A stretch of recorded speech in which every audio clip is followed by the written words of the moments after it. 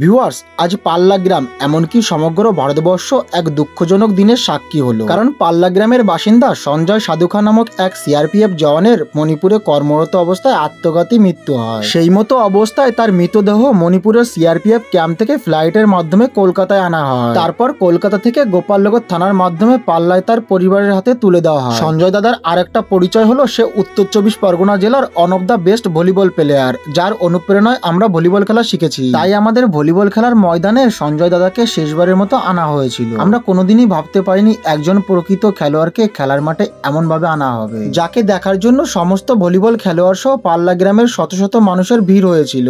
এরপর বাকি সিআরপিএফ জওয়ানদের দ্বারা সঞ্জয় দাদার শহীদ স্মরণে গান স্যালুট দেওয়া হচ্ছিল। এরপর সকলে সঞ্জয় দাদাকে মাল্যদান করছিল, এমনকি তার আত্মার শান্তির জন্য একটা সাদা পায়রাও ওড়ানো হলো। ভিউয়ার্স, ভারতীয় জওয়ানদের ভালোবেসে থাকলে তাদের জন্য একটি লাইক এবং চ্যানেলটি সাবস্ক্রাইব করে যাবে।